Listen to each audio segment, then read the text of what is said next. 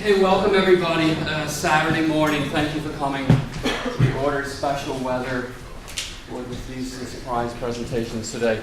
I want to welcome, my name is Michael Speaks, I'm Dean of the school. I want to welcome, of course, all of the students who are presenting today, other students at the school, and also I know there's some parents here, and our staff, and also, of course, our faculty. So, welcome everyone, thank you.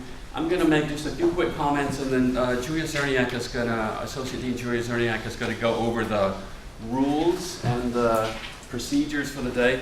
I want to make two very quick corrections. If anyone has this book, we have these outside the door if you want to grab one. They list all of the super jurists and also the students who are presenting. But they also list the finalists and honorable mentions. There are two additions. There are mistakes in the honorable mention category.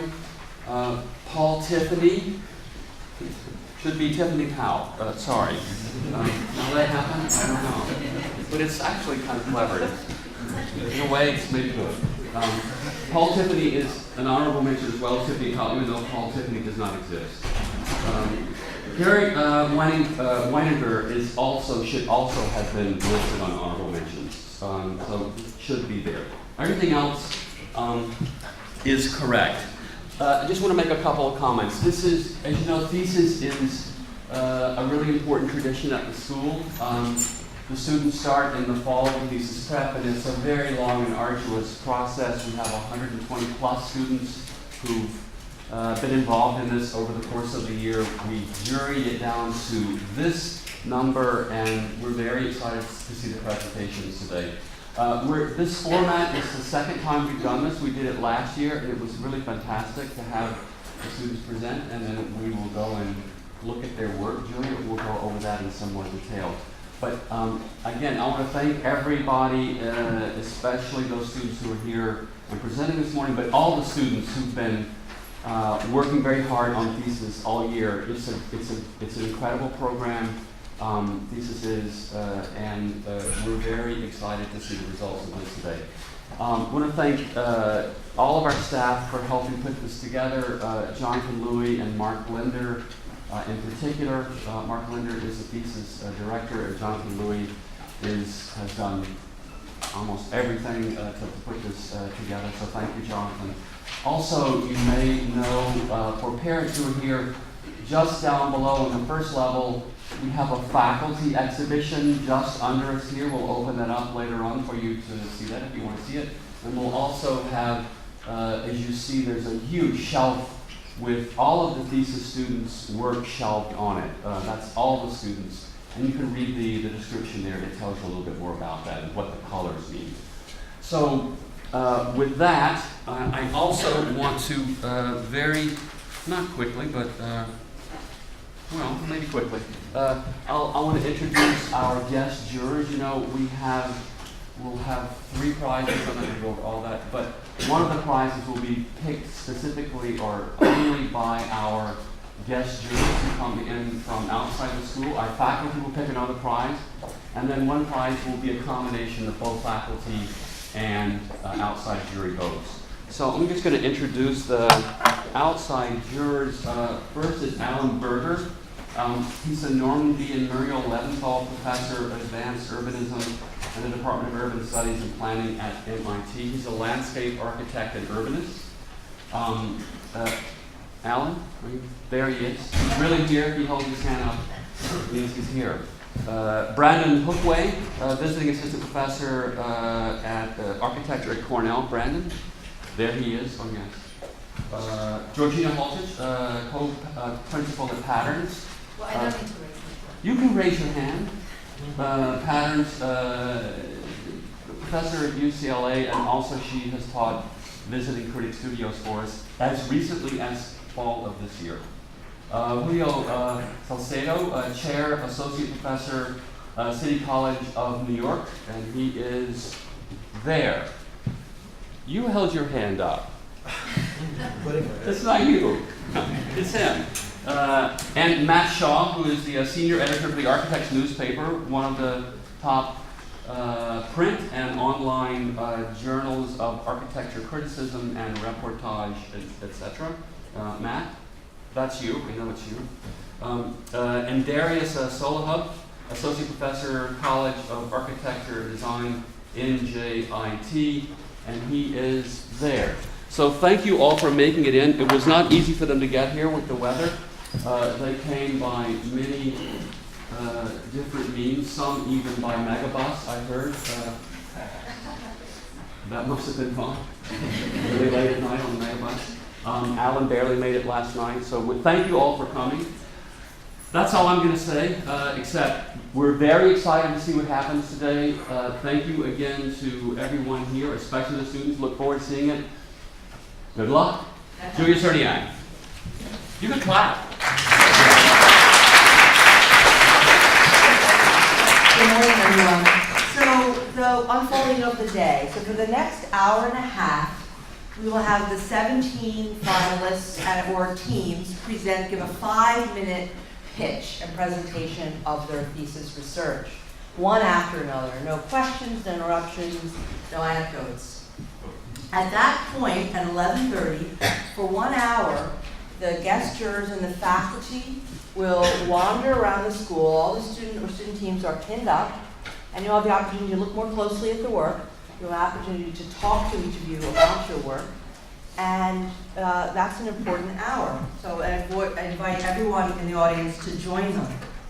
Then for half an hour, we'll split up. The faculty and the jurors will go in 202, and we will deliberate and vote on the thesis prize winners. Now, you will not know the outcome of that until convocation next Saturday.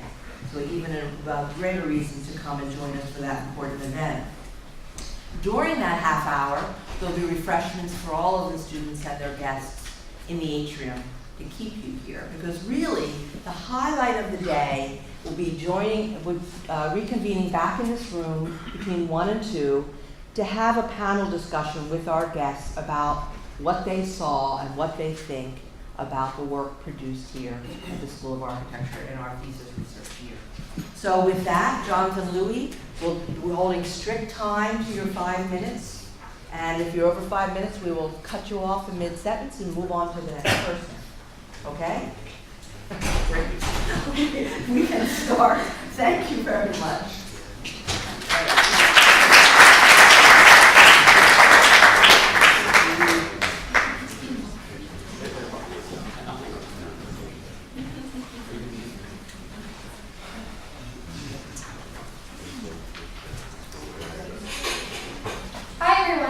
My name is Evie, and this is dinner party. This is a picnic, Thanksgiving, and dining alone. We'll eat anywhere and everywhere, in good, bad, or no company. And we'll eat how we want to, whether it's outside or on the couch, and we'll eat how we've been told, properly sitting at a dining table, a napkin on our laps. Food, eating, dining, it's as intimate and as ubiquitous as a program can be. I've taken on the process of translating these dining events into human-scale artifacts, full-scale architectural parties. So there's 3 basic ways that I'm looking at constructing this thesis. The first is through creative nonfiction writing. It's a method of analysis in order to understand the dining event as a spatial material construct full of characters and expressed through my own experience and perspective. I'm learning from Michael Pollan's Omnivore's Dilemma in the way he investigated 4 meals and the processes behind each one of those, with a 4th ideal meal in an attempt to answer the question of what should we eat. This thesis operates similarly, taking the 3 different meals in order to formulate a 4th composite one through the engagement of the first 3.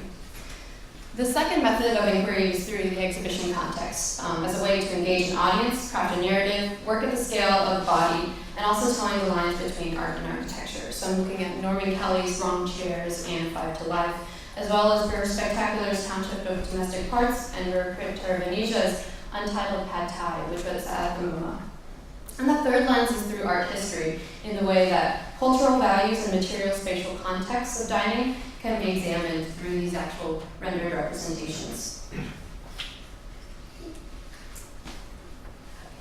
And so by taking the picnic, Thanksgiving, and solo through these representations of dining in art history, these are kind of treated as jumping off points. So there's Manet's Déjeuner sur l'herbe for picnic, Jan Steen's Merry Family, or Dutch genre portraiture in general for Thanksgiving, and then of course Caravaggio's Bacchus for solo dining. So each event I either hosted or attended, and it has a creative nonfiction written accompaniment to each one of these as a body of architectural analysis.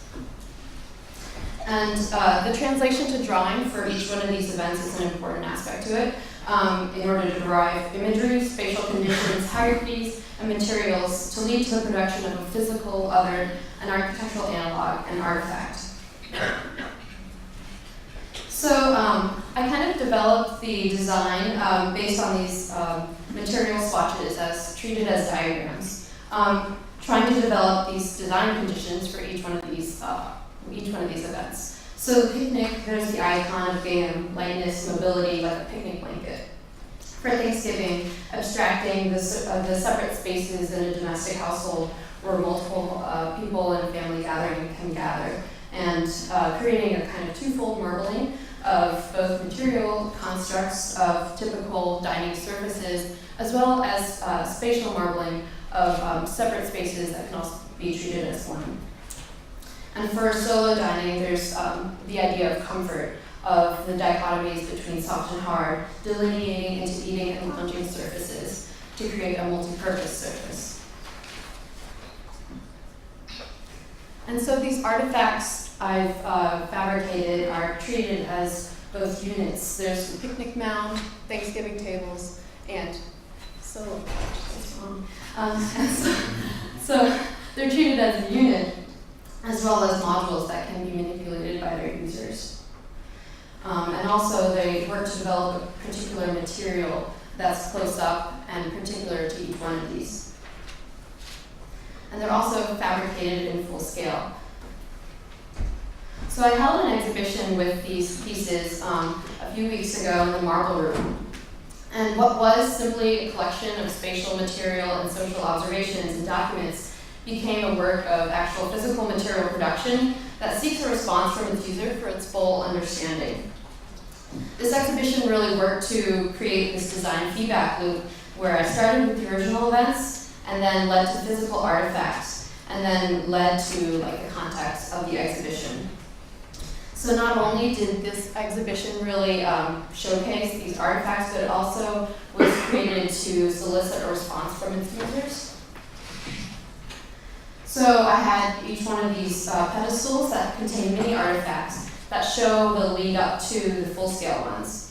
In addition to this, the actual mini artifacts and the full-scale ones, an important part was the actual feedback. So not only, I'm done? Oh my God. Okay. I'm on the 4th floor atrium, so you can come see us.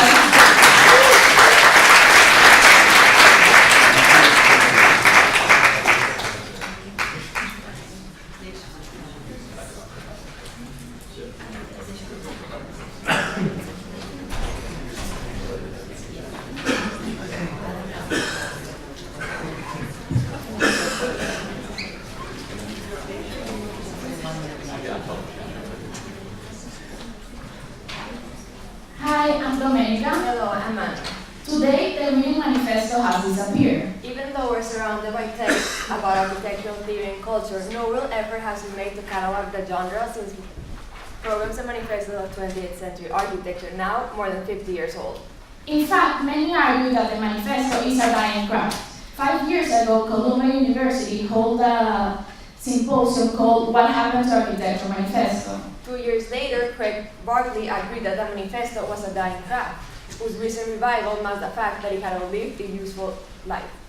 But has it? Or is it just taking a new form? Since Robert Venturi's Gentle Manifesto, Contradictions in Architecture, and Rem Koolhaas' Retroactive Manifesto, The Leaders in New York, no single genius has boldly stood up for what the architecture of the future holds. Some may even say our generation feels empowered by ordering a small double decaf caramel latte. It's not that our generation isn't innovative enough, but it's just that the Green Manifesto has transformed itself into our tweets, posts, and links that roll to our screen every day. Since ultimately, the manifesto takes its momentum from the most immediate, cheap, and ephemeral media available, we see the manifesto as an adaptable genre. Redeemed in an age of insanely media interaction. Through these new modes of communication like Facebook, Instagram, and Twitter, we're actually empowering our ideas. By rethinking the manifesto, we can revisualize design concepts. The house, as one of the most fundamental architectural archetypes, has always been used as built or unbuilt manifestos to declare the avant-garde of the discipline. 3D printing technology can revolutionize the way we design the house. What was once called a house for the machine can now be flipped into the house made by the machine. Symbolically, the house is a vivid representation of how we live. Formally, it's a powerful influence in our daily lives. Think about it. Your own house has more influence in the way you perceive and think about architecture than a superstar architect's museum. It's a personal expression of who we are. It helps us to escape from this hyper-connected world. Follow us on Instagram as we investigate the return of house design as a manifesto for today's online-offline generation. Even though we're leaving behind the physicality of the book, we believe our generation is thinking about the physicality of space more than ever. Can we merge physicality, touchability, tactility, both the virtual and the physical? If we're currently living already in a virtual and a physical world, a 6x6 in New York City becomes our own palace. Our cameras are creating a spatial atmosphere that is diverse from our reality. Learning from the online, offline, at the new house, some spaces are what they are, others are what they appear to be. As a reference to the online, offline, we have analyzed Instagram images and translated into the offline, which is physical experience. From that, we have created new imagery that have been translated into Instagram that has created new, more ephemeral experiences.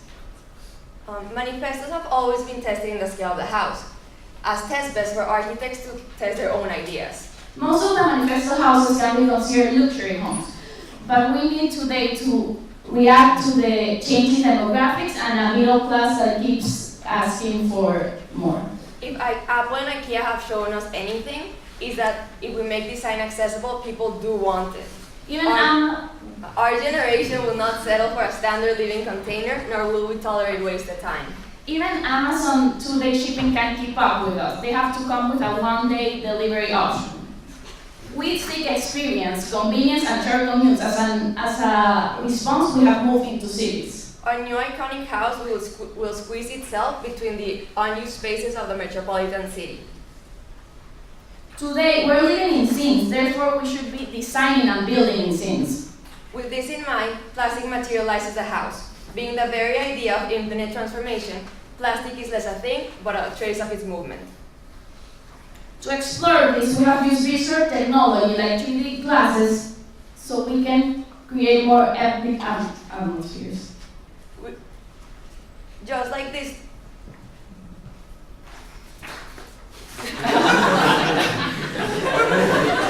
Just like this 3D printed sample, which serves as a rigid water-shedding facade system on the exterior and as a touchable screen on the interior.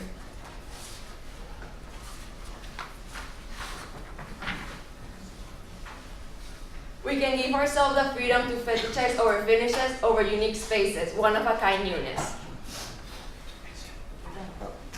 One more sentence. Okay, that maybe by designing with a digital we can be more excessive than if we went back to buying the book. Fantastic.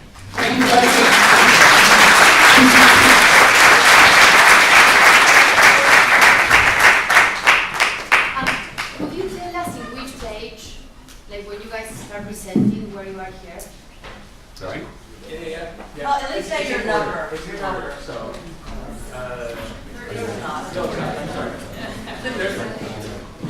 Yeah, the number on the upper left of the page corresponds to the number on the intro slide. So, for example, 35. And then 18 and 19 are the pamphlet pages. Okay, so the first project was project 79, and the second project was 36. This is 35. Okay. go through everything. You ready? Hi, my name is Taylor, and the title of my thesis is Public Domesticities. This thesis contends that public space should be re-examined and architecturalized with an intelligence gleaned from the domestic realm. Elements within domestic rooms have the gravity to hack, subvert, and transform traditional conventions in today's public grounds into an entity capable of hosting intimate, differentiated, and user-specific experiences that are usually bound within the confines of our domestic environments. In an essay entitled The Idea of Home, a Kind of Space, Mary Douglas notes that home starts by bringing some space under control. This thesis intends to engage in a similar conversation where home takes on a more elastic definition and recognizes the differences in the organization and users of power and control when examining the dichotomy of the urban public and the domestic private. While explicit architectural form of what we call home may express certain programmatic designation and usage, the user is ultimately king. Through personal selection and curation of the interior, one sets their own parameters, rules, or regulations on how to govern space. Public space, on the other hand, is explicitly managed from the top down. Rules are set by an elite governing body and enforced by cultural expectations of appropriate behaviors and actions. For instance, one of the signs in a public space in New York City reads no sleeping, no smoking, no solicitation, no radio playing, no disorderly conduct, no sitting on lobby floor, leave chairs and benches clear of personal items, failure to obey these rules will cause your removal, thank you for your cooperation. Inherently, these regulations are imposed to ensure the betterment and safety of our environment, but sometimes these rules elucidate what we can't do in public space, rather than presenting what public space can do for us. In response, this thesis proposes the idea of a domestic public and explores how the use and design of our public spaces can be fundamentally changed by using the same design intelligence found at the scale of the domestic.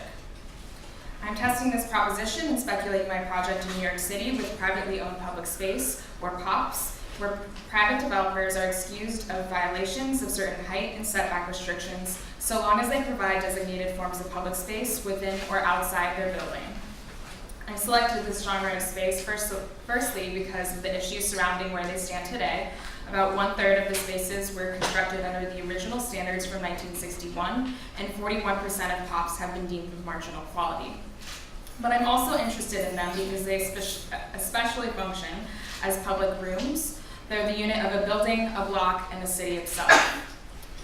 More specifically, I'm concentrating on 3 POPs located within the special district, Lincoln Square, in Manhattan. While a couple of these sites can already be deemed successful public spaces, they have been chosen not based on their current measure of quality and need for improvement, but because this sampling presents various typological conditions within close proximity. Within a 3-block radius, there is a very open public plaza, a nested atrium through block arcade within a building, and finally a landscaped plaza. The redesign of each space corresponds specifically to their own context, but is also based on domestic strategies taken from specific rooms within the home. Each site was matched with these rooms because of their existing qualities, function, and potential from the relationships they have to either the living room, kitchen, or bedroom. The plaza relates to the living room, where notions of social gathering and entertainment are scaled up into super furniture, which breaks down scale for a more intimate and informal performing arts and media program. The atrium takes from the kitchen, where need for storage, utility, and routine are met through the installment of large-scale cabinetry, provoking user interaction and power through the manipulation of thresholds. And the landscape plaza borrows from the bedroom, where comfort and intimacy are imbued by invigorating material language and a blanketed canopy. Ultimately, this thesis claims that this projection of domesticities onto our public spaces can allow us to take back control and call places outside of our dwellings home. In learning from the domestic realm, POPs could instead begin to stand for publicly owned private space, where signs would then read, yes sleeping, sure smoking, turn on the radio, please sit on the floor, bring chairs, move benches, scatter personal items, you make the rules. Thank you for your participation.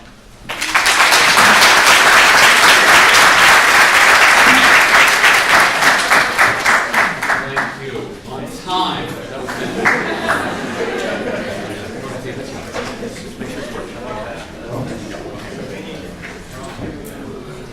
This is number 11. 11th. My name is Colin Hoover, And I'm Chris Bressler. and our thesis is entitled Metabolism for Cyborgs. With a title like that, and with the kinds of images we're going to show you, you might expect that this is a purely speculative project, and it does live there. But we believe that this is a project that is very much rooted in issues of the present day. Around us today, there is a gigantic network of connected digital devices, each of which carries its own support infrastructure, users, and territories. The architectural scholar Benjamin Bratton has called this network an accidental megastructure. Right now, however, our ability to interface with this structure is limited. We rely on devices like cell phones and computers, but that ends up mediating the experience behind layers of operating systems, interfaces, hardware, and network protocols. Soon, however, these intermediary layers will disappear. We're going to start to see people undergoing cyborg reassignment surgery in the form of implementing neural networks and direct brain-to-computer interfaces. In fact, about 3 weeks ago, Elon Musk announced a for-profit company where he'd be pursuing exactly this problem. So what does this mean for us as architects? It means that we're going to have to deal with users that are capable of processing and sorting information like a machine user. It means that we're going to have clients that are capable of networking with each other and with their own objects at all times. We ultimately launch an investigation then into the way that database systems can reorganize text, graphics, buildings, cities, and other kinds of architectural spaces. For this reason, the Amazon warehouse has proved extremely useful for us in that it exists already as a physicalized version of a digital database that's maintained by Amazon. And to this end, we've stolen Amazon's rack bin and object sorting system as a way of investigating a series of cities envisioned for the cyborg user. So in the current permutation, you see a city that is once hyper-organized and totally inscrutable. This underlying logic is one of duplication. Existing spaces are found, copied, and pasted into the overall system, and in this process of duplication, infrastructure is added to augment and support the cyborgs within. The result is a series of 12 virtual instances spread out amongst hundreds of physical instances. We then attempted to explore the collapse of these virtual and physical spaces instances through intersection of interactive physical models as well as drawings and the digital representations. In this way, the thesis is heavily invested in images and how cyber organizations might be represented. And we hope that these images hint at our conception of that project as a utopian one. Implicit or metabolized ideas of physical and infrastructural organizations. However, this organization is only visible to those able to process and code these systems, to sort the signal from the noise. The result is an architecture which requires you to opt in, and it requires the augmentation of the cyborg to render it as anything other than inscrutable. For those that are citizens of the cyber community, the users, circulation, support systems, enclosure, and delivery systems all act as one megastructure communicating in a common language. And because this city requires augmentation to understand the environment, our project relies heavily on projected digital overlays and interactive physical models. Interactive physical models. Our exhibition can be found in room 208, and we hope to see you there. You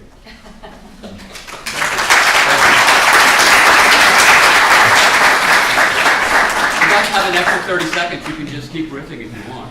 No? Okay.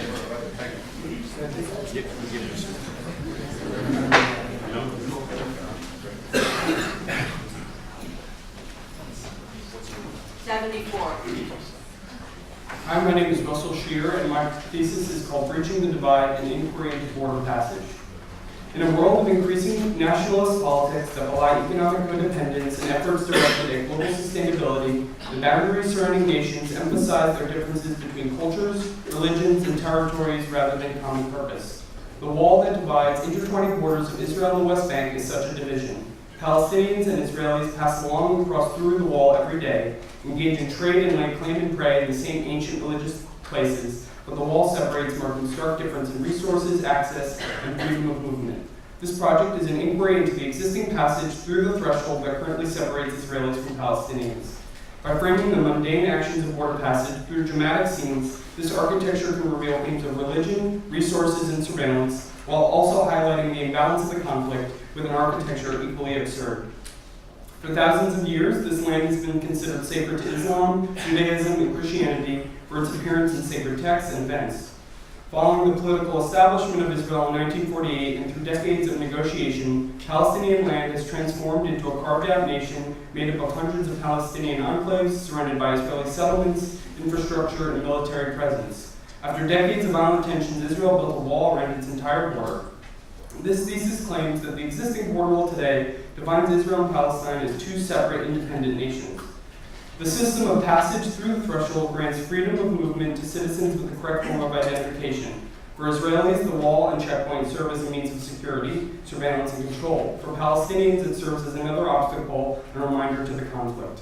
Zooming into an existing border checkpoint between Jerusalem and Ramallah, the checkpoint acts as a door between nations and can be broken down into several key spaces that serve Israeli military and Palestinian citizens who wish to pass into Israel.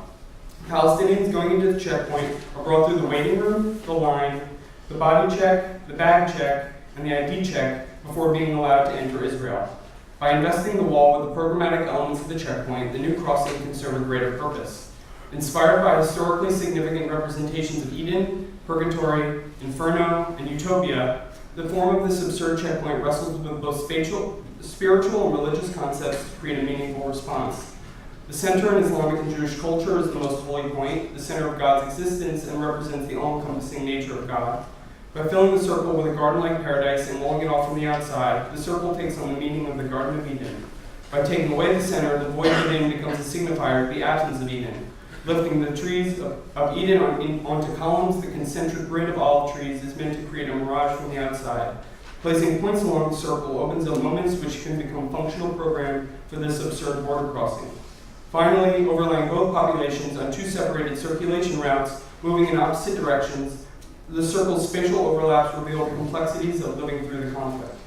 Cutting through the center of the void reveals the physical emptiness that resulted from the centuries-long conflict, which cannot be refilled after the fact.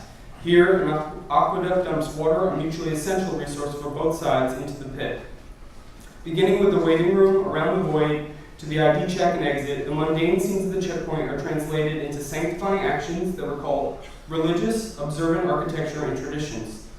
The waiting room, a shrine for catharsis, a place of refuge from the harsh reality, becomes the first step to making contact with the other side. Passing through the elevated columns of Eden, Palestinians stumble upon hidden oases, spaces for them to partake in ritualistic cleansing.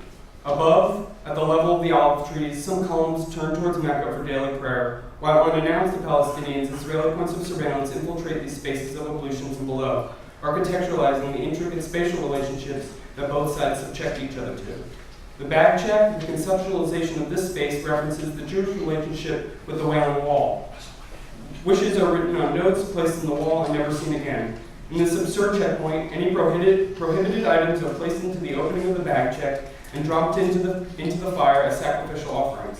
In this case, Israelis viewing from below see items fall into the fire without seeing the people they belong to. The body check is the first place where Israelis and Palestinians are in full view of each other. The relationship between observer and observed is revealed in a dramatic panoptic space, collectively as silhouettes peering down to those passing through.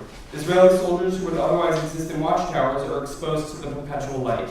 And lastly, the point of contact. Taking from the Annunciation paintings which began this project, the two figures meet in the light, just as the angel Gabriel descended from the heavens to meet the Virgin Mary. An Israeli soldier appears out of the darkness and into the light to check the identification of a Palestinian citizen who wishes to return to Jerusalem. Here, in full view, the central void is revealed in its entirety for both sides to anguish. The void, accompanied by layers of spaces that wrap this absurd border crossing, serve to remind us of the conflict, everything lost and everything still necessary for peace to exist.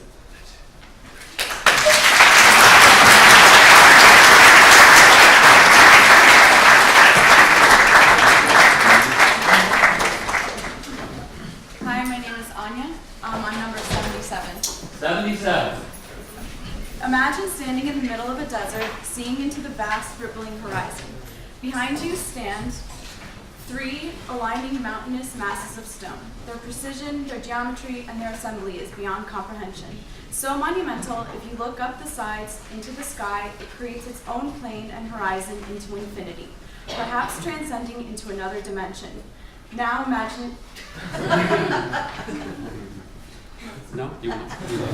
We're recording it so we can hear it. Okay. Sure. If you don't want it, you don't have to have it. Now imagine something more, something greater, something bigger. One historian, Herodotus, describes, "This I saw myself, and I found it greater than words can say. For if one should put together and reckon up all the buildings and all the great works produced by the Hellenes, they would prove to be inferior in labor and expense to this labyrinth. But the labyrinth surpasses even the pyramids." There are only several accounts written on this labyrinth, something so mysterious it only exists through the word.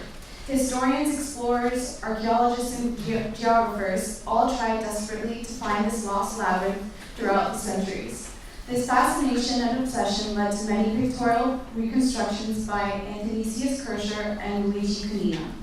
In a similar fascination and obsession, I reconstructed the labyrinth based on 3 authors of antiquity: Herodotus, Cyclus, and Strabo.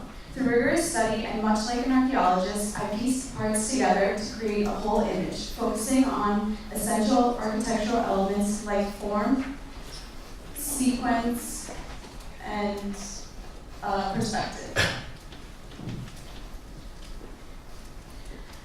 I then questioned the inherent qualities of the labyrinth. Because the labyrinth is so much different than a maze, it holds a meaning in the word itself. The labyrinth is in fact used in the architectural paradox as a metaphor paired with the pyramid. The pyramid as a symbol of reason and philosophy, and the labyrinth as a representation of architectural language. Consequently, the labyrinth lives inside the pyramid.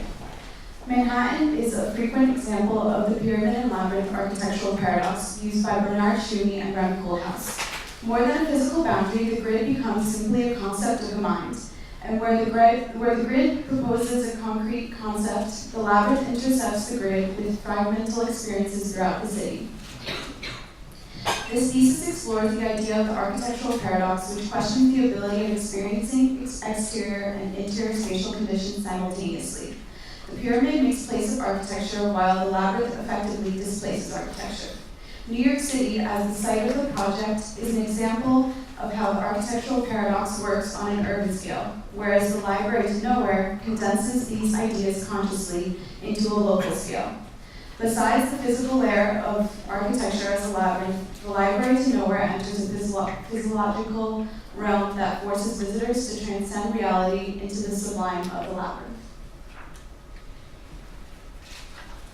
Using the library as a metaphor for the labyrinth, the Library to Nowhere is a labyrinthine archive extension of the New York Public Library in Central Park, specifically Columbus Circle, contained in 3 interconnected underground wells. What is seen above ground is the pyramid, while what is below ground is the labyrinth. Using historical accounts of the lost labyrinth as a precedent to record architectural themes of modularity, repetition, and scale through drawing, certain typologies like the labyrinth become inherent and defined solely by their architectural space, devoid of program. Finally, imagine standing in Central Park, not a desert, but a vast designed landscape of greenery. However, it is not what you expect Central Park to be. Beneath the ground plane, tunneling endlessly into the core of the earth, is a labyrinthine world. Only when the architecture of the labyrinth has been established is the program of the library applied. A library to nowhere. A library with a place, yet no place within.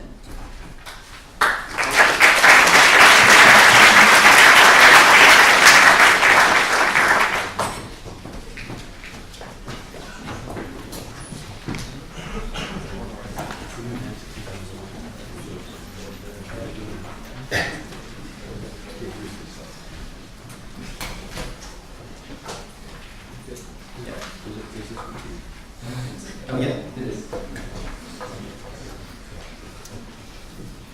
Hello, my name is John Anthony. He's number 3. Three. Number 3. Hello, my name is John Anthony, and this is Rethinking Stuff. Stuff, junk, data, things, information, and matter permeate our everyday lives. Oscillating between use and idleness, stuff finds itself in various storage environments in hopes of its possible future. Screenshots pile up on our desktop, materials accumulate in storage warehouses and overfilled sheds. Junk in our closets and cupboards remind us of our hyper-obsessive tendencies to store. As our methods of storing grow, our storage environments tend to not adapt. Rethinking Stuff contends that our established storage environments have the potential to be more closely correlated to the complex nature of our stuff today. This thesis attempts to leverage the effects of stuff in storage by capitalizing on three notions that stuff is increasingly challenging: ritual, temporality, and ownership. Ritual. When we store stuff, we perform a ritual in which we collect, archive, hoard, exhibit, and accumulate. Our storage environments are isolated experiences that currently do not reflect this ritual. The seed bank is a place of global storage. Here, the goal of storage is preserved and maintained, but also a place of collecting and archiving.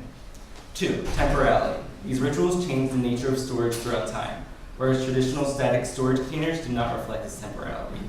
Specifically, stuff in large storage facilities tend to stay in storage, often decreasing the chances of stuff to become animated, to go between being utilized and unutilized. 3, property and ownership. In our increasingly collective society, the idea of a singular ownership is blurred by the increasingly fuzzy boundaries of property. Whose stuff is it actually?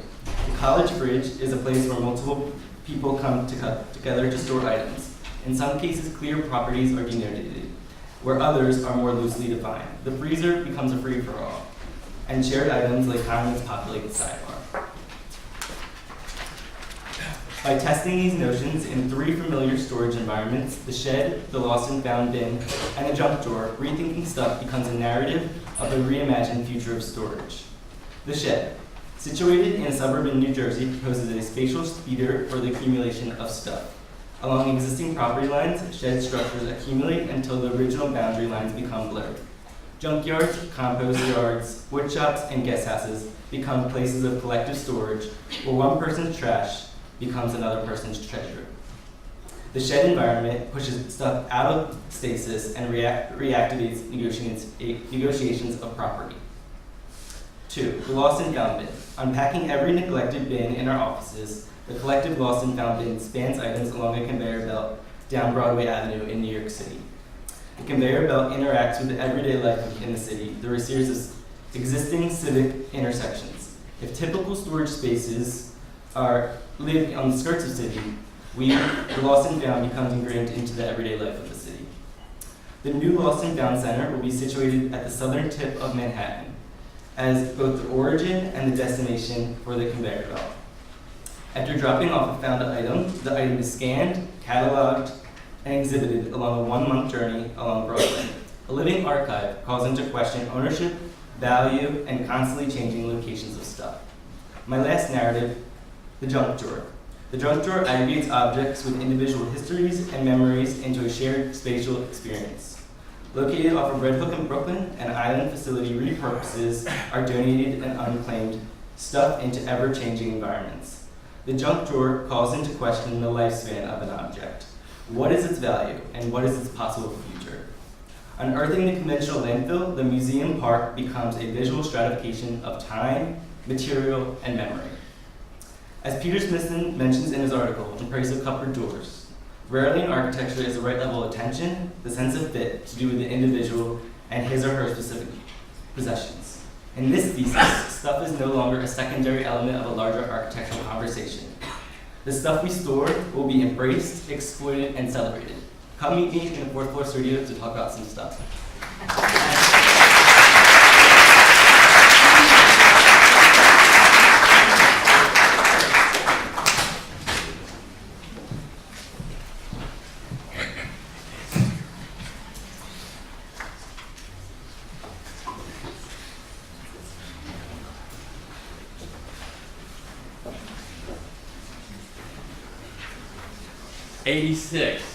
Hi everyone, my name is Train, and this is my thesis. Are you ready?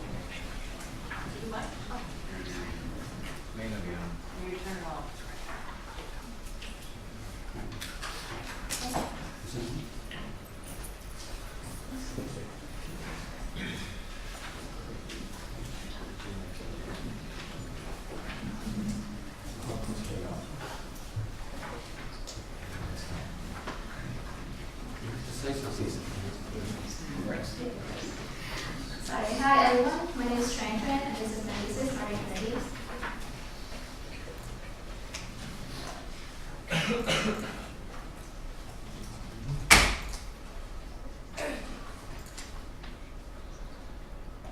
One Times Square is a site hosting billboards in different sites, making the space behind undesirable and habitable. However, its parasitical billboards are becoming obsolete and irrelevant as advertisements are being curated for personal devices such as cell phones, PCs, and whatnot. It is the post-human architecture that we're entering. In the digital age, our body will no longer be the dominant measure of space, and we see our surroundings not through the naked eyes, but a layer of digital information embedded and visualized by technology.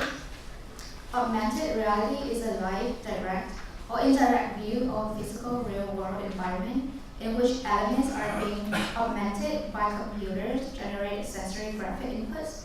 In the near future, buildings and cities will be perceived through camera lens, sensor, or scanner. They identify a scene or an object by searching for predefined relationships, patterns, or geometries.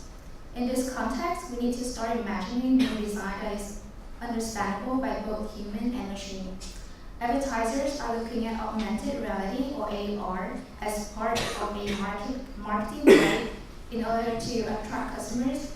This requires an in-depth knowledge about their intended customers, who they are, what they need, and why they need it. Understanding their habits and backgrounds in order to personalize ads accordingly to their lifestyles are the triggers for buying.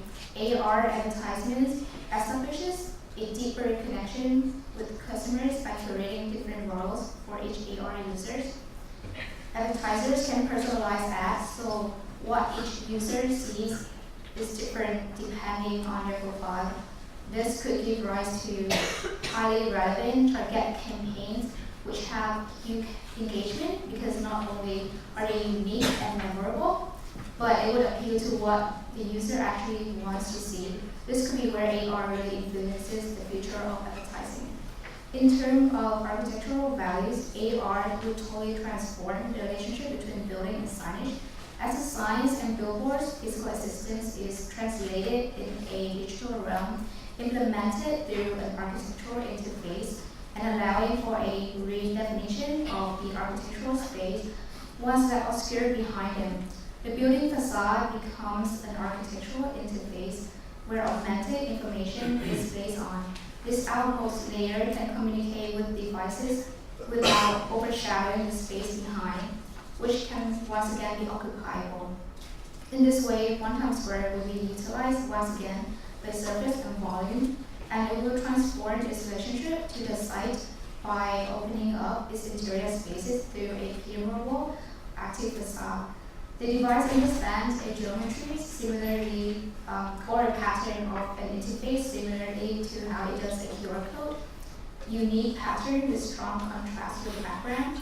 The more contrast, the easier it is for the device to read. The same rules apply for AR technology. The skin becomes a 3D architectural interface that can be read by the device through contrast produced by shadows and sharp edges. The AR-compatible skin embodies elements that create different levels of contrast on the facade, where the shadows is casted would generate a number of tracking points. The deeper the shadow is, the higher contrast is created, the more populated these tracking points are. One Times Square is currently defined as a billboard stand rather than a habitable building. However, with AR ads, the physical assistance of billboard will no longer be necessary. The building will be once again utilized by the surface and volume, while it can still be an architectural interface for AR ads. And if you have an Android device, you can experience the installation upstairs by go to Google Play Store and download the app called Are You Ready? The same as my thesis title in quotation marks. Thank you.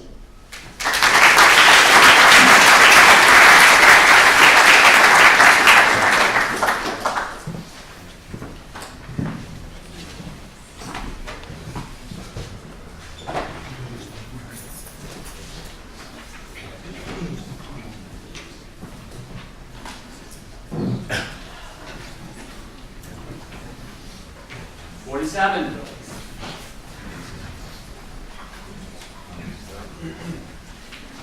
Hi, my name is Max Cornauer, and this is Corinne's passage. In her book, Enduring Innocence, Kelly Easterly states that tourism maintains a Vatican-like state within a state, offering political asylum, eternal escape, and immunity for all those converts who recognize and endorse its image. In building upon Easterling's reading of macro-tourism and micronations, this thesis, Corinne's passage, named after the mythological ferryman who carries the souls of the dead from this world to the underworld, explores the architecture that serves the converts of tourism by creating an elusive, floating sovereignty. The architecture of this new tourist state explores the potential of synthesizing the stereotomic and the tectonic of the cruise ship and the casino resort in order to bridge the gap between architectural artifact and urbanism. The project builds on the lineage of Italian mausoleums, city-states, and tourism culture, which preserves these elements by transforming the urban landscape into an archipelago of commoditized spaces and icons. From this position, the architecture of Crone's Passage takes the form of a mobile island, which operates in the lagoon of Venice and transports its residents on a lifelong cruise around the world.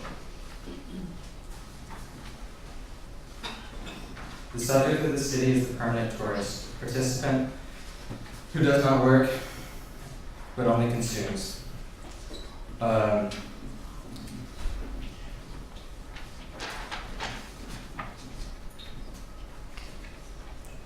stereotomic is viewed through the lens of the architecture of the mausoleum and can be understood through three characteristics. The first is an acropolis, as illustrated in the speculative drawing of Campomazzo by Veronese, in which he constructs a city of a field of tombs with no streets or program space. Secondly, the mausoleum can be viewed as an artifact that can be scaled without destroying its form, as seen in A Tomb of a Soldier by Boulez.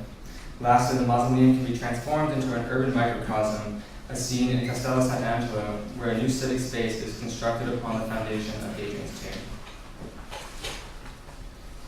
In the advancement of these projects, the necropolis produces an urban environment where the majority of interior space is unoccupied. Furthermore, the artifact can be scaled to the size of a civic monument, and Castello Sant'Angelo can be extruded into an object of vividness where the mausoleum and skyscraper exist synchronically. Here, the mausoleum creates an architecture that is separated from the city while being capable of producing its own internal domain, comparable to the internal world of the casino resort and the sovereignty of the cruise ship. This reading of the mausoleum establishes the foundation for Crone's Passage, which is caught between the scale of the architectural monument and the city-state. As such, the project questions the division of the object and the city and the relationship between context and time. On the scale of autonomy, the ship is about 7 times larger than the world's largest cruise ship, and on the scale of the city-state, it is about half the size of the original Roman city of Florence. The capacity of Crone's Passage is about 15,000 residents and is capable of holding 2,100 bodies, giving the vessel a lifespan of roughly 2,000 years. The interior of the vessel creates an elusive internal world for the residents, freeing them from the burdens of real life.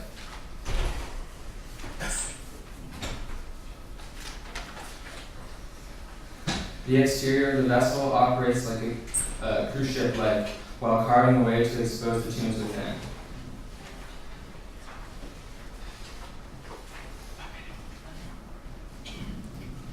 When docked in Venice, it activates the space between the main archipelago of the island cemetery San Michele. When in position, the vessel acts as a piazza for the residents of Venice proper and doubles as a bridge to allow the users to pass over to the cemetery. Lastly, the wall of the cemetery and the city-state appear in Crone's Passage to separate the vessel from the exterior forces while housing both living and deceased residents. In Crone's Passage, architecture is considered as a speculative medium for exploring contemporary forms of excess. The mausoleum is reconceptualized to produce an architectural city-state by synthesizing the stereotomic and tectonic in order to produce a monument that blurs the boundaries between architecture and urbanism, tourists and residents' life and death. Please come visit me on the 4th floor and join me upon Crow's Passage. Thank you.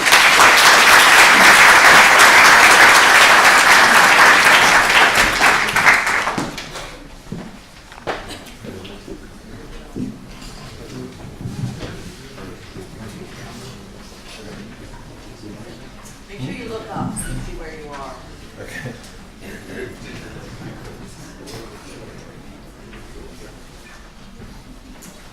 Hi, my name is Sharif.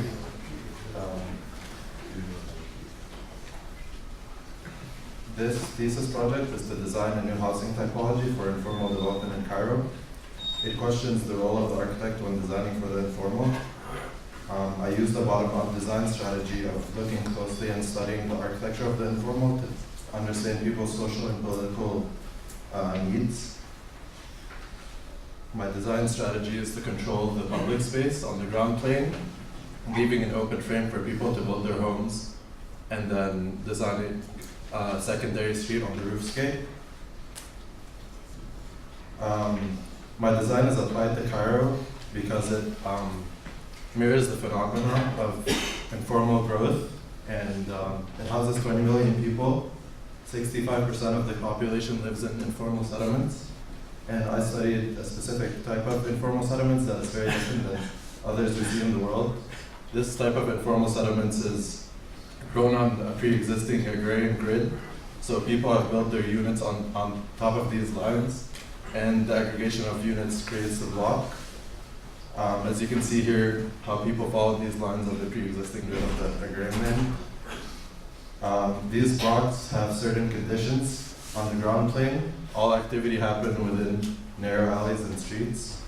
Despite that fact, the streets are really active and lively.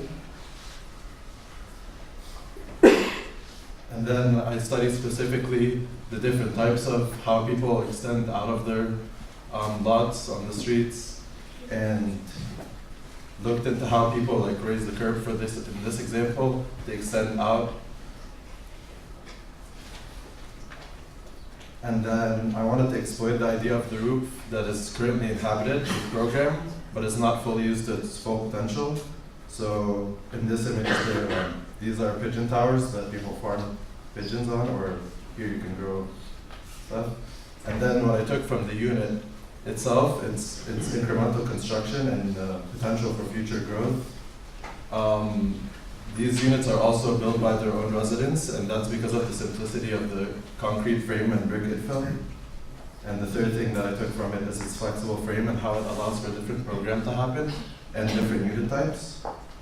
As you can see in this image, the rebar is left exposed for future expansion, and then you can see that every floor has a different type of design depending on the desires of the resident of that floor. And you can see that collage facade again here, and how the last floors are left open for future inhabitants. The negatives from these units is that they share 3 party walls, which allows for only one facade that doesn't allow for any cross ventilation. So it results in very congested interior spaces. And then the site that I picked is right here. It's along this big highway, and it's compressed between desert informality and government housing. The unit that I designed, I'm going to talk about this from the unit scale and how it aggregates to make the block, and how the block aggregates to make the site. So on the unit scale, as I said, it's left as an open frame for people to have a say in their own homes, with an infrastructural wall as in the center to hold infrastructure for bathrooms, kitchens. This 5-meter wall allows for a bathroom, kitchen, and doorway. That allows for apartments to happen on all 4 sides of the wall and gives you different variations of apartments. And then I proposed some facade configurations that people can build, and they're actually sent back to Cairo and tested.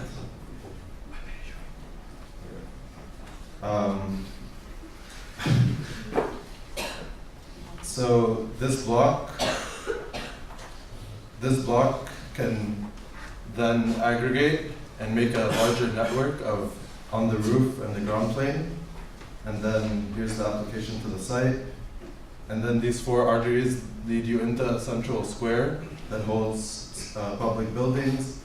And then the idea of this is that this simple block system could be repeated beyond the site and connect the formal city to the new capital. And here are some images showing how this could aggregate and grow beyond the site. Thank you. I'm on to Turkey.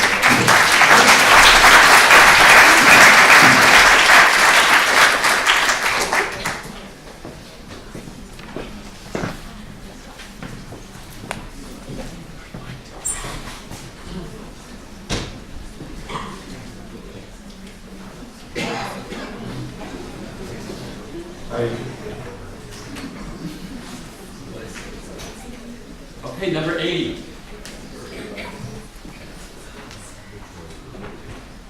Hi, my name is Yan Sang. My thesis is from Sun Mao to emergent architecture. So what is Sun Mao? Sun Mao is a traditional Chinese joinery methodology which connects architectural members without using any adhesives or fasteners. So it has a long history, over 1,000 years, and it represents Chinese architecture culturally, historically, and structurally. However, less and less Chinese architects are familiar with this technique because of the loss of inherited knowledge and the limits of fabrication. So in this thesis, with the exploration of cultural meaning and structural capacity of the traditional Chinese joinery symbol, the intent is to propose an emerging design methodology which bridges vernacular Chinese culture with contemporary fabrication technology and explores new formal expression through Asian joinery techniques. The thesis entices through a series of iterative designs for China Pavilion in Dubai Expo 2020. Through the evolution and transformation of an ancient Chinese building, Sun-Mao joints are reconsidered through the idea of emergence. So some backstory, Kuma and Kujintang and Kuhas. Like I said, Chinese architects are not familiar with anymore, but some Japanese architects reapply Sun-Mao to architecture. Kengo Kuma and Shigeru tend to use tectonic of the joints in their work, but they don't question or rethink the meaning of the system. Kujintang only extract, who by the way designed the China Pavilion in Shanghai Expo, only extract the form of Dogong and use it as a representational tool in the Venus Biennale 2014. Kuhas only treated the form of the Dogong system as a symbolization of Chinese culture. So the thesis aims to recombine both the tectonic and the representational approaches to Sun-Mao joinery. To do so, I propose an emergent approach with application of the joints and synthesize architectural, structural, and historical relationships to find new contemporary design solutions that rethink joinery space and the structure. So what's emergence in tectonic logic? In southern plateaus, Deleuze and Guattari categorize architecture as 2 contrasting models. One is Romanesque and the other one is Gothic. To me, emergence represents a bottom-up design methodology similar to the Gothic model. In my thesis, the joints are a point of departure that leads the design process. Unlike typical methods, it's more experimental and iterative. In other words, I'm not just interested in the final result, but also the process. So trying to understand different types of joints so that I can better serve a project, I collected 105 types of joints and categorized in a way to be filtered for the most suitable ones. So here shows CNC milling millability as one example. Those are the ones can be milled by 3-axis milling machine. Those requires multi-axis robotic arms. Then I'm looking at compression versus tension, the number of joints, and so on and so on. So with all the studies, here shows the when designing the pavilion. Here shows the emergence in joints optimizing, the structural diagramming, and in-space transforming. There are 30 iterations I designed. As you can see, a split screen method helps me to design pavilion with dynamic and meaningful relationship. And you have gradually evolved from the orthogonal space because of emergence occurring and affecting different levels. So the following is the final the 30 iteration actually. Here are some photos of physical models Besides the complete version, I'm also building some of the portions of it in a larger scale to better articulate the joints. I explored the diagram illustrating the contrast and genealogy between the old and the new. And plan, section, and zooming in to the chunk of building, and assembly drawing explain how I assembled them together. Again, zooming in a little bit more, following with the assembly drawing. So that's it. Thank you. By the way, not stairwell, so don't take elevator. Thank you. Thank you.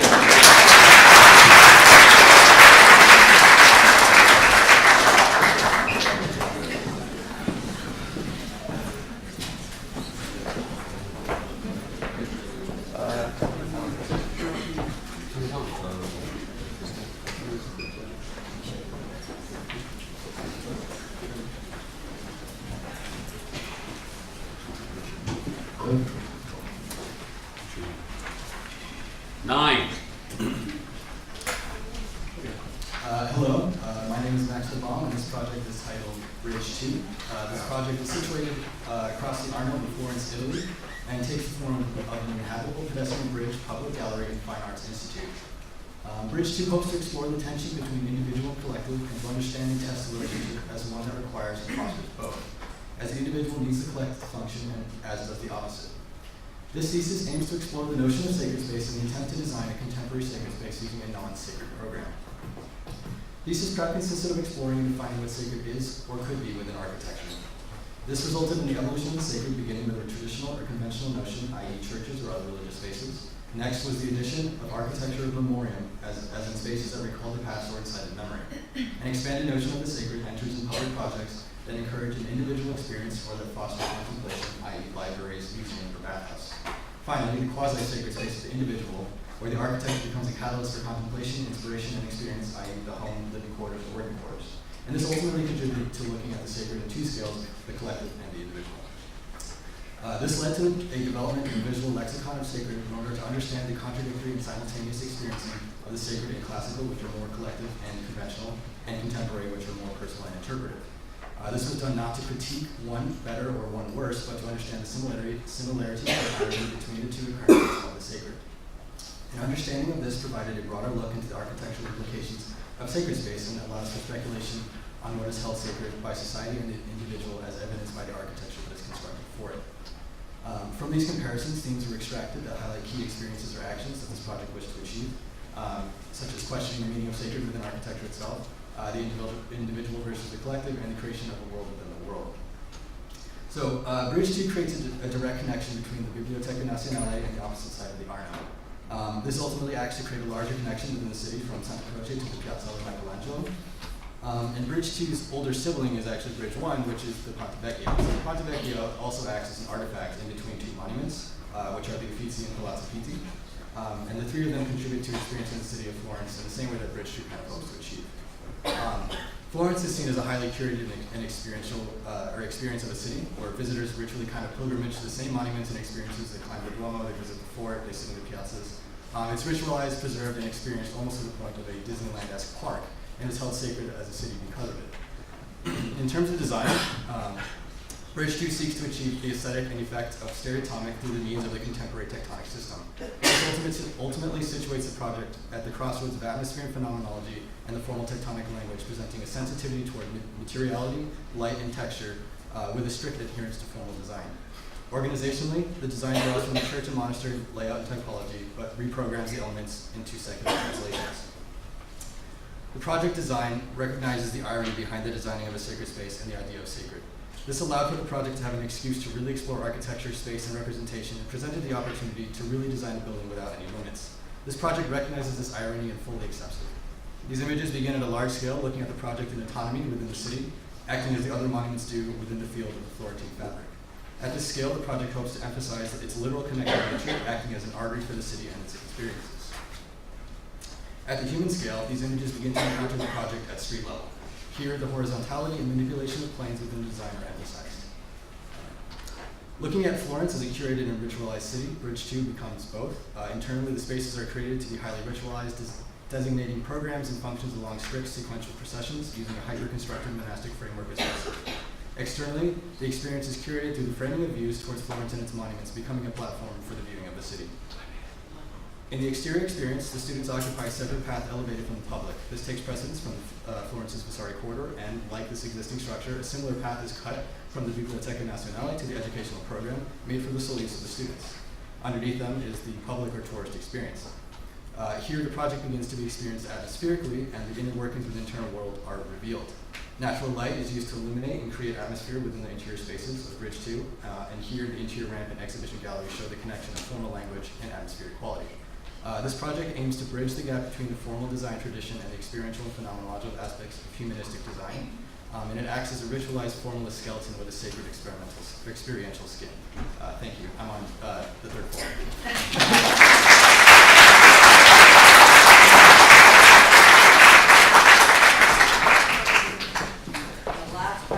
Of the first row.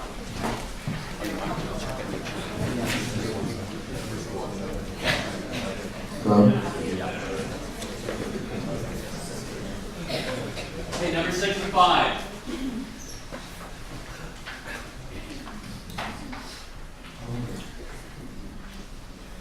Good morning, my name is Vivek, and the title of the thesis I am presenting is Gold, Stories of the City. So first, let's start by setting up the context. In 2014, India led the world in gold imports and consumption. It accounts for a trade deficit of nearly $50 billion US. In economic terms, this is an unhealthy obsession, but in some Indian cities, the value of gold cannot be reduced to an economic commodity. In other words, it embodies a certain aura, a term Walter Benjamin defines in his text, Art in the Age of Mechanical Reproduction. He states, to perceive the aura of an object we look at means to invest it with the ability to look at us in return.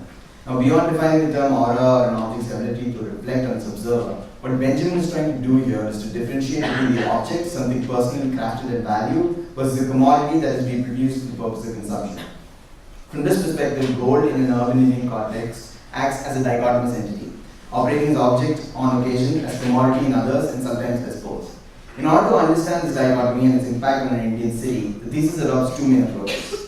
The first is a system-based approach that attempts to understand the manner in which gold is valued. Now, these systems may be social, cultural, religious, legal, or economic. They have the capability of shaping the city, and as Kelly Easterling in Extra Statecraft suggests, it can be hacked in order to redefine the trajectory of the city's development. The second approach is the formal one, which recognizes the specific architectural forms within the city that embody the aforementioned systems. They range from stores, pavilions, temples, forts, and towers. As O'Reilly suggests in the possibility of an absolute architecture, these forms, through their geopolitical boundaries, embody the essence of the city, in a manner comparable to Benjamin's aura of the object. Now, rather than tackle these conversations on object, commodity, form, and system separately, the project synthesizes these disparate yet connected ideas through narrative structures. 5 overlaid compositions trace the value of gold within the layers of the changing city, eventually projecting what the city may evolve into. This idea of mapping urban materiality through changing human perspectives is one that borrows from Swati Chattopadhyay's Unlearning the City. It provides a new vocabulary and framework to negotiate the Indian cityscape. Looking at the narrative compositions, surveillance ports. It traces how the smuggling of gold over time has shifted from sea to air. Tons of gold worth billions of dollars is smuggled in on a daily basis. Security systems are unable to pick up minute traces of gold hidden in heavy air traffic. A new architecture of hyper-surveillance is introduced at the edge of the city, recording anyone that breaches its threshold. Elephant baths. Every year, for a few days, the city streets are taken over by elephants embellished in gold, aided by temporary festival pavilions known as the Pandal. Eventually, the festival becomes such a great tourist attraction that the city center is converted into an eternal elephant path. Temporary Pandals become permanent infrastructure in the form of viewing platforms. Temple walls. It talks of the royal wealth of gold hidden under a sacred tree during the colonial era. Decades later, the temple with the tree is announced as a heritage site, and the treasure worth millions of dollars is discovered. It is turned into a museum that chronicles the history of the city in gold. It represents the geopolitical clout of a single tree at the center of the city. Wedding stores. The city consumes most of its gold in the form of jewelry. Business that started with traditional craftsmen eventually were replaced by big box stores selling jewelry for festivals and weddings. A new typology is born where massive stores incorporate entire events and marriage halls, hyper-advertising traditions stuffed into a box of commodities. Finally, investment islands. Gold as a safe investment option against the dollar sees a great spike in its stock prices. Paddy fields at the edge of the city turn into suburban islands. Developers that have little to do with the city abut it, nor do they successfully mimic the grand cities they aspire to be. Generic towers with display facades meant only to be seen from the sky. All of these narrative compositions act as critical reflections on the existing conditions of an Indian city.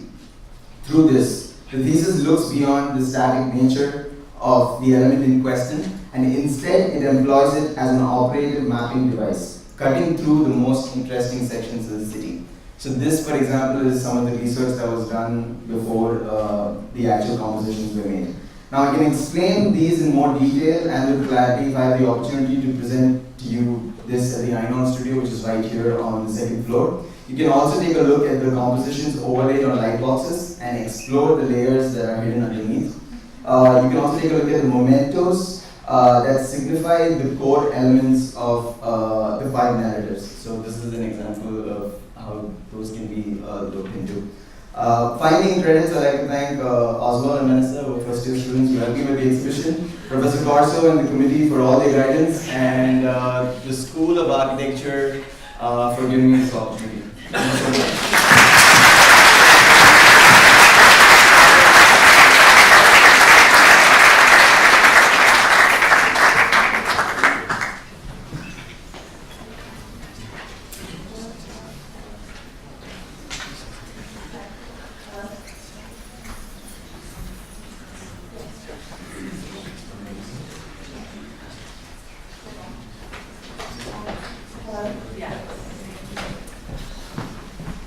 Okay, 78.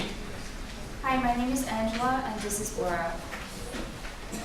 Blur Out explores ideas about architecture that seeks ephemerality rather than legibility, eidetic effects rather than demand of focused attention, and atmospheric or emotional spaces rather than conventional spaces.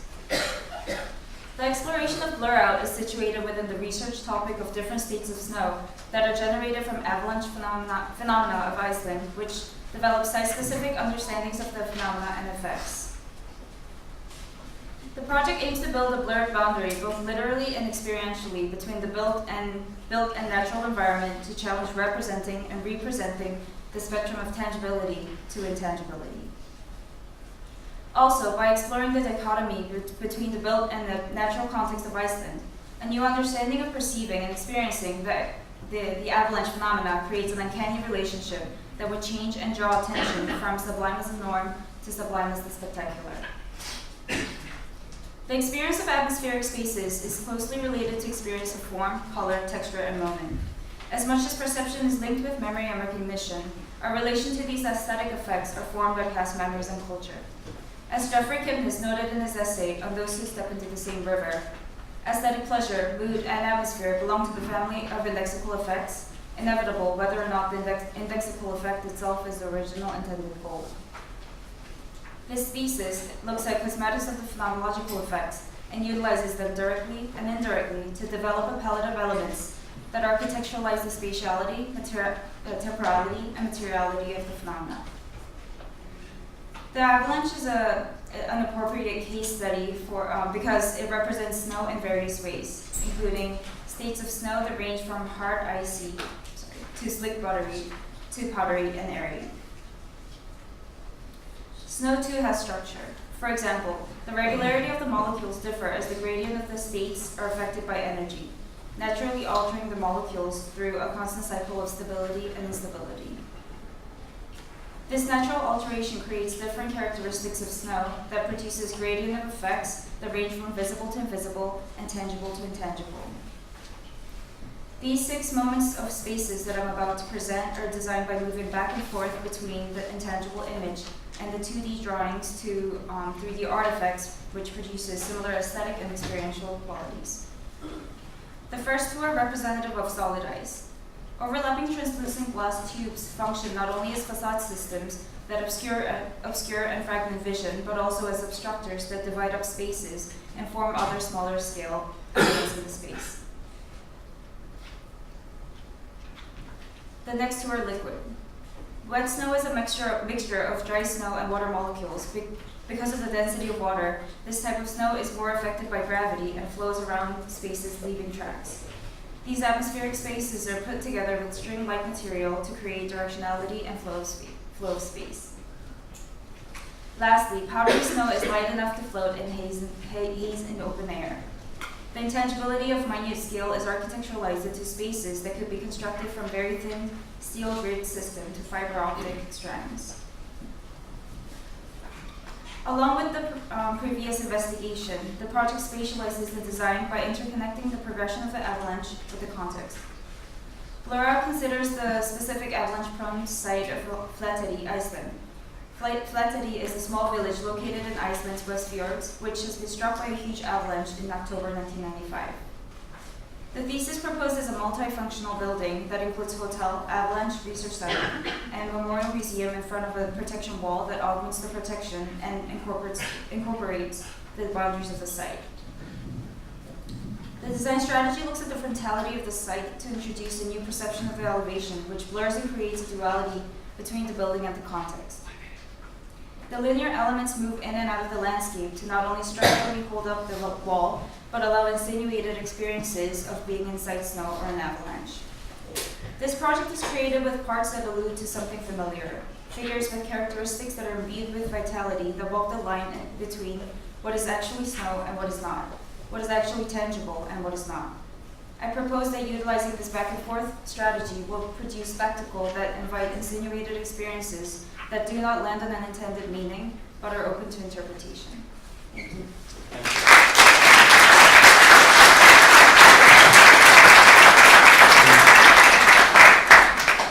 Hello? Yes. I'm on page 24. But you're number 53. Yes. Okay. So, Wrong Features reconsiders images as an architectural resource with the work of Burton Hillebecker and analyzes character as defined by Quattromere de Quincy. Given the vast field of images that make up our perception of reality, Wrong Features exposes and embraces the inherent distinctions between images and their represented objects to arrive at an architectural sensibility of distinction and otherness. By redrawing and representing Burton Hillebecker's typology series, this thesis produces a matrix of images and artifacts that reframe the everyday, privileging distinction. Architecture starts and ends with images, first with the design drawings and then the disseminated photographs. This matrix starts with these three sets of disseminated images, revealing gaps and friction between media, perception, and representation. Images are virtually infinite. Media theorist Jacques Ranciere's alterity of images claims that images are autonomous and other than the objects they represent. Hierarchy between objects and their representations are flattened, and thus need another set of criteria to perceive them. For example, comparing images of a water bottle, some have one model, some have many, some have a background, and others don't. Similarly, for the Seattle Library, some images show exteriors, interiors, other drawings.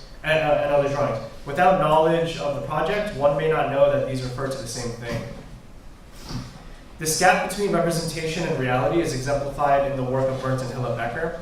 The Beckers photographed disappearing industrial and vernacular landscapes with the same techniques and catalog similarities. There is a gap between their images and the original objects in at least two ways. Firstly, many of their subjects no longer exist. And secondly, these typologies did not exist in our consciousness because they were scattered around the world. By cataloging similarities, the Beckers created a perception and memory of types that did not exist. In architectural discourse, typology has had many definitions. Bitcover's drawings of Palladio specifically analyze the plan spatially through geometry. Conversely, the Beckers present typologies visually as similar forms and functions. But studying these series as a whole, almost symmetries and awkward combinations of parts become primary to the composition. Their work is then more accurately described through Quattromere de Quincy's definitions of essential character and distinctive character. These definitions deal purely with the appearance of architecture. They are entirely beholden to visual perception. Essential character is the appearance of the methods of how something is built, originally the construction techniques of primitive societies. But in the Blast Furnace series, essential character is the rationalization and optimization of form, manifested through equally spaced columns, the spherical center, and the way that the stairs and ladder wrap around it. Distinctive character is then the way that these methods make different configurations. It is like the physiognomy of a face, where different configurations of facial features convey different emotions but are all of the same person. Although considered through their uncanny similarities, the Becker series also catalog distinction. The Becker series have been described as a document of reality, but according to Rancière, all images are documentary, just of something other. The question then of images is not about true documentary photography, but rather how should we perceive the images before us. These image sets represent 3 different ways of cataloging blast furnaces and distinction, and they serve as the starting images for the matrix. Here, although the spheres are figuratively perceived as essential character, they actually differ quite a lot. In these images, texture, color, and photographing techniques are cataloged as distinction and distinctive character. These qualities are translated into 3-dimensional artifacts. Not to be considered a final product of the matrix, they collapse 3 or 4 characteristics of the image and are read primarily through distinctive character. Essential character becomes secondary. The etymology of character comes from the marks and traces of writing, which Quatremere then translated into the appearance of the marks and traces of architectural design methods. These methods are now captured through images, effectively defamiliarizing them further. While Quatremere didn't consider character through digital media, his conceptualization of character as purely through visual appearance is exactly what images are and how we see them today. This thesis does not result in exact meanings to distinctive architectural features, but is rather an embrace of distinction and the architect's mastery applied to the wrong things. This thesis offers a way to see, analyze, and classify distinctions in images across media and of the everyday to utilize them as a resource for architectural design.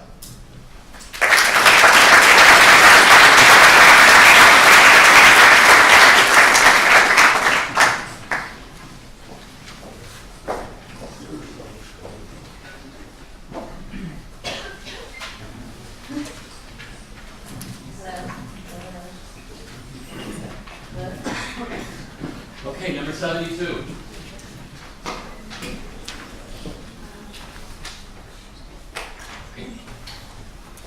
Hi, my name is Alex, and my thesis is As Above, So Below, tapping into the latent energy of abandoned or underutilized infrastructure. Our modern society espouses a culture in which there are 1,000,001 ways to waste something.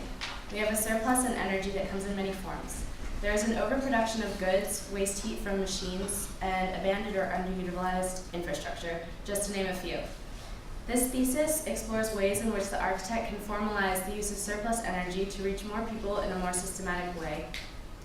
What are creative ways in which the architect can redirect a type of surplus energy to benefit the layman, and in turn the greater economic and social sphere? Abandoned underground infrastructure is an example of an untapped surplus in energy that an architect has the opportunity to repurpose.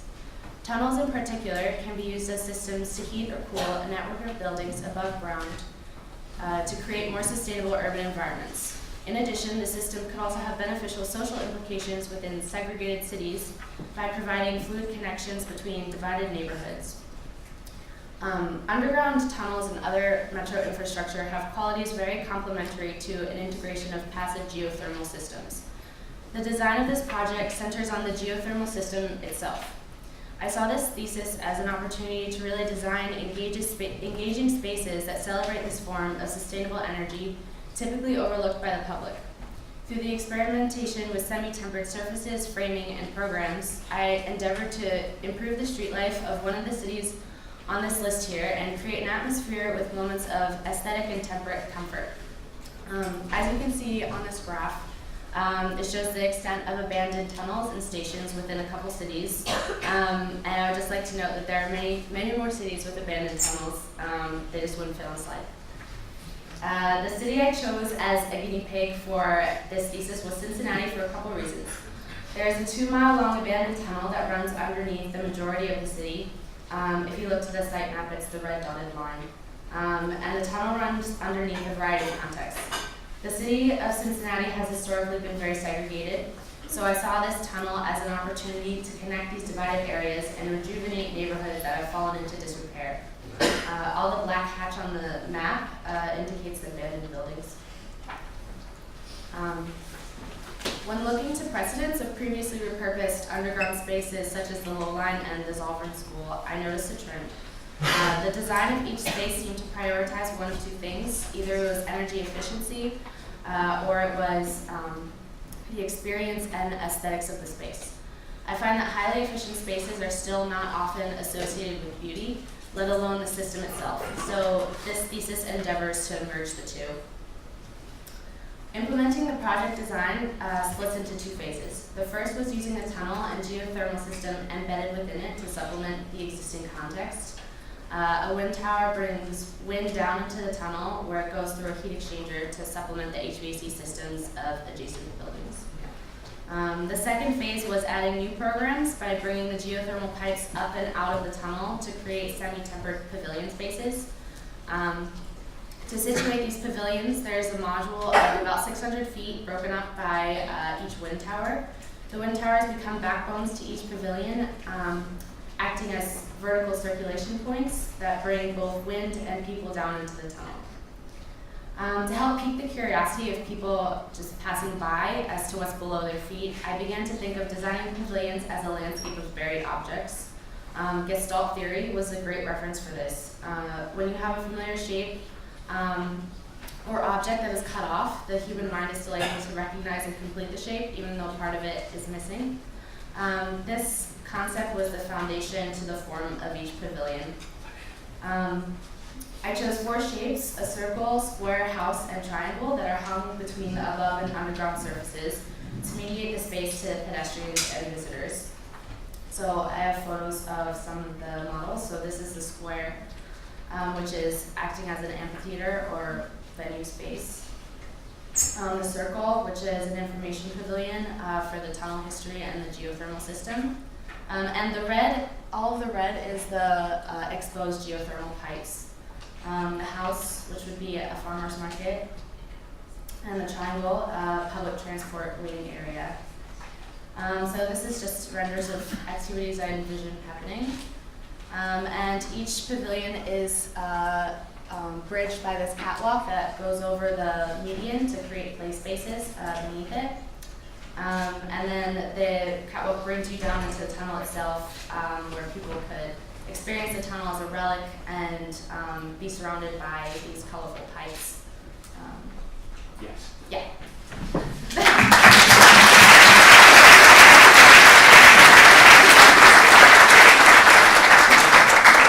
Okay, this is the last project, number 18.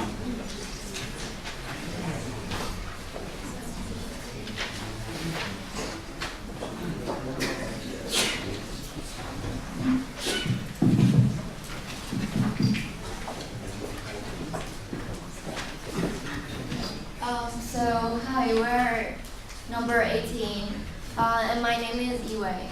My name is Taiming. Our thesis title is Reconstruct the Missing Narrative, Rethinking Contemporary Chinese Architecture Through Ancient Landscape Painting. In contemporary China, the lack of identity in architectural discipline is a common and important issue due to the intense pace of development in the country. To be more specific, the issue is about the absence of design language in architecture that speaks to China's own culture and history.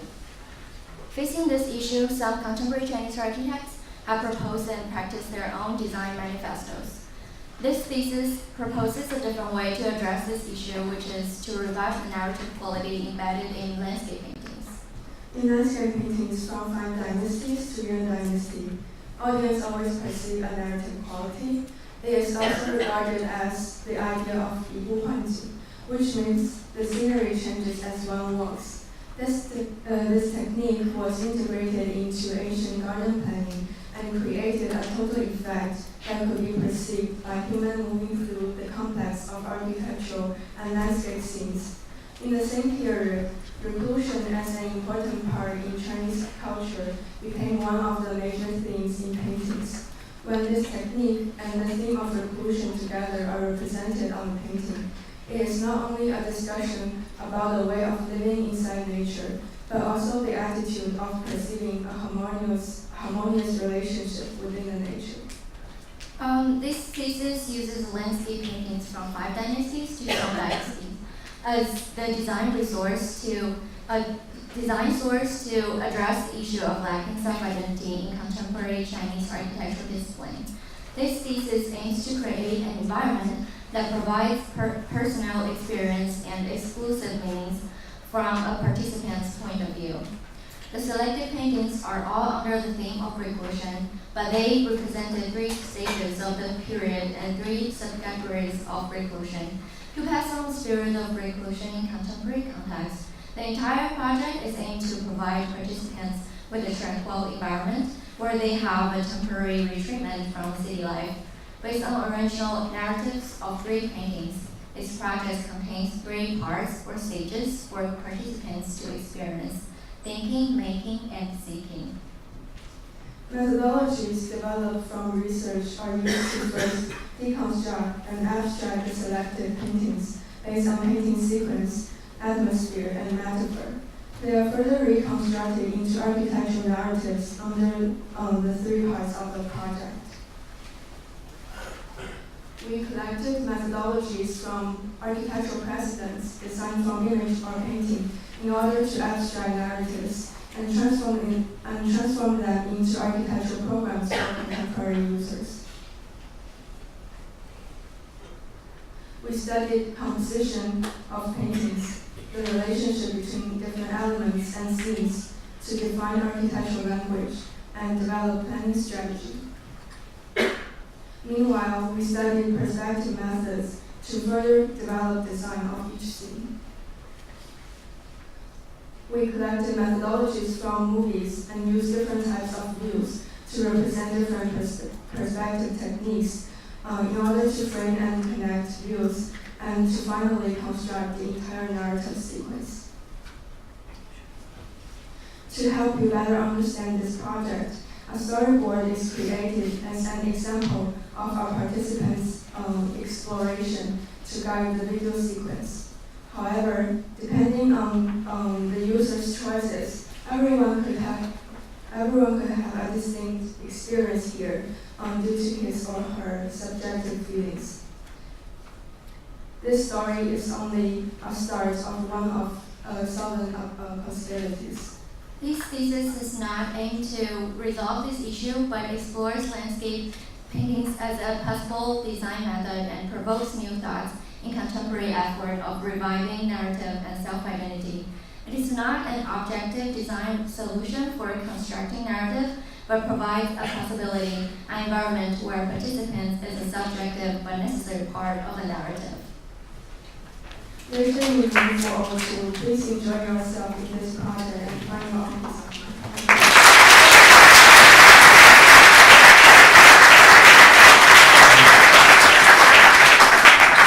Okay, quickly, there are blue books, I think, still outside. These have guides for where the projects are. All of the jurors, which includes our faculty and visiting jurors, will reconvene in 202 at 12:30. So you have time, but not a lot. And then everybody will reconvene here at 1 for the panel. And everybody will reconvene here at 1 for the panel discussion.